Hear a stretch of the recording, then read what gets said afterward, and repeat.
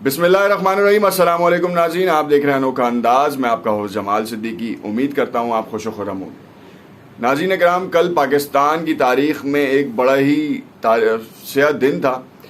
New Zealand की team 18 साल बाद आई और वापस चली गई, यानी कि आज जा रही है। ब्रेकिंग न्यूज़ ये है कि आज शाम 6 बजे न्यूजीलैंड की टीम रवाना हो रही है। इंग्लैंड की सिक्योरिटी की टीम जो है वो क्लियरेंस अब तक नहीं आई है, उनके बारे में कोई बातचीत नहीं की गई है। मगर यहाँ पे जो सबसे बड़ी ब्रेकिंग न्यूज़ है कि आखिर ये मामला हुआ क्या। नजम सेठी ने कल रात कुछ इंकशाफात किए जिनका जायज़ा लेंगे, और दूसरी जानिब ये देखेंगे कि पंजशेर में जो एक बड़ी चिड़िया काबू में आई है उसके हवाले से कितनी सदाकत है।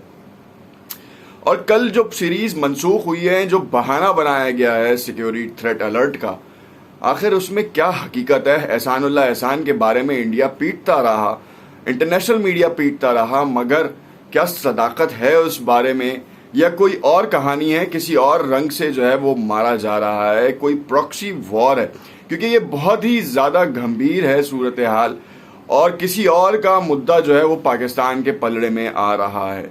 इसको तफसील से जानेंगे। अपने इस वीलॉग में नए आने वाले नाज़रीन से इल्तमास करते हैं कि अगर अब तक उन्होंने चैनल सब्सक्राइब नहीं किया तो उसे ज़रूर सब्सक्राइब कर लें, ताकि आने वाली तमाम वीडियोज़ के नोटिफिकेशन उनको मिलते रहें। सबसे पहले आपको ये बताते चलें कि कल जो सीरीज़ मनसूख हुई, और उस सीरीज़ के मनसूख होने से जो आलमी वक़ार था वो बड़ा दाव पे लगा है। मगर इंटरनेशनल मीडिया ने, और ख़ास तौर पे जो इंटरनेशनल प्लेयर्स थे, उन्होंने जो बयान दिया उससे ये बात तो साबित हो चुकी है कि पाकिस्तान कितना सेफेस्ट सिटी है, मुल्क है। मगर आप ये देखें कि एहसानुल्लाह एहसान की एक थ्रेट को लेके, जो थ्रेट फेसबुक के उस पे आई है, पेज पे आई है, जिसको खुद इंडिया के अंदर फेसबुक का रीजन मॉनिटर कर रहा है, और कैसे दहशतगर्दों को ये इजाज़त देता है कि वो पोस्ट करें। पहली बात तो ये। दूसरी बात ये है कि पंजशेर में जो हाई प्रोफाइल शख्सियत जो काबू में आ चुकी है, वो कहा यह जा रहा है कि वो अहमद मसूद हैं, जिनको काबू में कर लिया गया है, और उनके ऊपर प्रेशर बनाने के लिए पाकिस्तान को पहले अलर्ट किया गया कि वहाँ से उनको, तालिबान को कहें कि उनको छोड़ें। और यही बात थी जिस पे तालिबान बेसिकली पाकिस्तान ने उसके ऊपर स्टांस ये दिया, या उनकी तरफ से, कि हम किसी के इंटरनल मामलात में इंटरफेरेंस नहीं करते अनटिल अनलेस कि वहाँ पे अमन व अमान की सूरत हाल ख़राब। गुमान ये जाहिर किया गया। अब क्या हुआ कि जब उन्होंने देखा कि दाल नहीं गल रही, तो उन्होंने एहसानुल्लाह एहसान वाला ट्रिक यूज़ किया, और इतना भोंडा तरीका ये इस्तेमाल किया गया। और जो अल्फाज थे आपने बिल्कुल पढ़े होंगे। तो कहानी कुछ ये थी कि एहसानुल्लाह एहसान का जो मामला था वो यूज़ क्यों किया गया।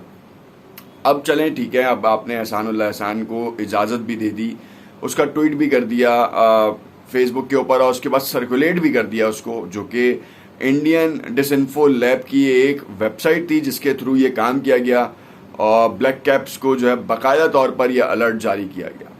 इस अलर्ट को जारी करने में और इसके पीछे बैकबोन जो है वो अमेरिका है। आज आपने देख लिया कि अमेरिका ने किस तरीके से जो है वो अब माफ़ी मांगी है काबुल के एयरपोर्ट के ऊपर जो अटैक किया था 29 अगस्त को, ड्रोन अटैक, जिसमें 10 सिविलियंस जहाँ बहक हुए थे। पहले कहा गया कि ये दाइश के लोग हैं और खुदकश बम्बार को टारगेट किया गया था, मगर बाद में उगदा ये खुला। ये सिंपैथी गेन करने के लिए था, और पाकिस्तान को बदनाम करने के लिए कि देखें अमेरिका ने अगर कोई गलत काम किया तो खित्ते में वो माफ़ी मांग रहा है अलल ऐलान। अमरीकी जनरल अलल ऐलान माफ़ी मांग रहा है। आज से कबल कितनी दफ़ा उन्होंने ड्रोन अटैक्स किए, मासूम शहरी जाँ बहक हुए, और कभी माफ़ी मांगी? आपको याद है? नहीं याद है। ये पूरा एक गेम प्लान है, और इस गेम प्लान का ये हिस्सा था। अब नजम सेठी ने ये बात पहले ही रिवील कर दी कि इसका जो इशारा है वो पड़ोसी मुल्क से मिलता है, जो कि हमेशा से पाकिस्तान के ख़िलाफ़ जहर उगलता आया है। और इस जहर उगलते हुए जो है वो आपने देखा कि किस तरीके से मुल्की वक़ार को धचका लगा। अब कहानी पंजशेर से शुरू हो रही थी, पाकिस्तान बीच में लगा, तालिबान से मुज़ाकरात नहीं हो पा रहे, तालिबान की जो कस्टडी है वो उनके पास है।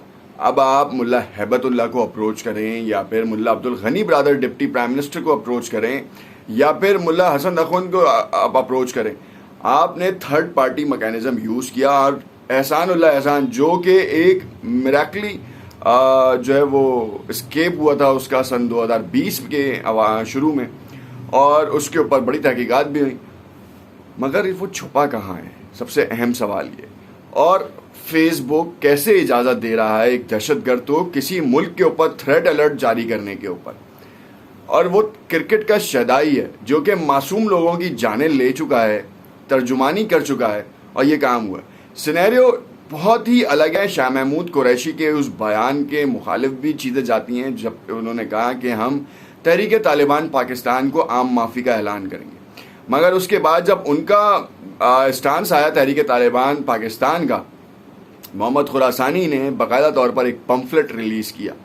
पम्फलेट में उन्होंने कहा कि शरई निज़ाम का नफाज किया जाए, शरई निज़ाम का नफाज बिल्कुल होना चाहिए, मगर टीटीपी की तरफ से कैसे ये आ रहा है, कैसे उनको ये सपोर्ट मिल रही है, बैकडोर चैनल पे सपोर्ट दे कौन रहा है, सवाल तो यहाँ उठता है। क्यों? क्योंकि इतना ज़्यादा मैनेज क्राइटेरिया किसी की पुष्टपनाही पे ही हो सकता है, उसके अलावा नहीं हो सकता। ताजिकिस्तान वज़ीर आज़म पाकिस्तान गए, उन्होंने बाकायदा तौर पर आलमी बरादरी से अपील की कि आप अफ़गानिस्तान की तामीर नौ में अपना हिस्सा डालें, और ख़ास तौर पे अमेरिका और नेटो अलाइंसेस को कहा कि जैसे आपने बिगाड़ा है अफ़गानिस्तान, उसे सुधारें भी, उसकी तामीर और तरक्की के लिए आप फंड्स का इजरा करें, आप वहाँ पे सपोर्ट सिस्टम कायम करें। और यही वो बात थी कि वज़ीर आज़म पाकिस्तान की इस बात को जो है वो आड़े हाथों लिया गया, और मज़ा चखाने के लिए ये पूरा एक शैतानी मंसूबा घड़ा गया। पाकिस्तान के मैच होने से चंद मिनट कबल मैच की पूरी सीरीज़ को मंसूख किया गया। लाहौर में होने वाले मैचेस भी मंसूख हो गए। इंग्लैंड जो आ रहा था उसने रोक दिया गया। क्रिश्चियन टर्नर ने उसी हवाले से फ़ौरन ही एक ट्वीट अपडेट किया। उन्होंने कहा कि पाकिस्तान को रेड लिस्ट से निकाल दिया गया है। ऐसा कैसे पॉसिबल है कि ये सारे वाक़यात एक ही वक्त में, ये 4 घंटे की कहानी है, 4 घंटे में ये सारे वाक़यात हुए हैं।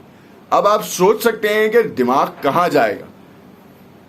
ना आपको ये जाएगा कि पाकिस्तान की दहशतगर्दी है, सिर्फ सिंपैथी टेकिंग है। अमेरिका बरतानिया की तरफ से इमोशनल गेम प्लान किया गया है पाकिस्तानी अफवाज को, सियासी लीडरान को बदनाम करने के लिए। इस पूरे प्रोसेस को जो है वो ऑपरेट इंडिया से किया गया। इस पूरे प्रोसेस की जो माइंडसेट था वो इंडियन मीडिया और इंडियन थिंक टैंक्स थे, जो कि ये काम चाहते थे कि हमारा पिन पॉइंट टारगेट जो है वो पाकिस्तान की बदनामी हो हर हाल से। एक तरफ टीटीपी को आम माफ़ी के ऐलान के ऊपर हमें सबक सिखाने के लिए ये काम किया गया। एहसानुल्लाह एहसान जो कि एक्स स्पोक्स पर्सन है वो आके बयान करते हैं। फिर मोहम्मद खुरासानी का पम्फलेट आता है। बात समझ नहीं आ रही ना, बड़ी गंभीर है। सीन ये है कि इस वक्त पाकिस्तान बहुत से फ्रंट्स के ऊपर लड़ रहा है। आपके अंदरूनी तौर पर भी बहुत से लोग मीर जाफ़र और मीर सादिक का किरदार अदा कर रहे हैं। क्या आप गलती से उनके हाथों में तो नहीं खेल रहे? क्या आप मुल्की वकार को तहस नहस करने में कोई उनका ज़रिया तो नहीं बन रहे?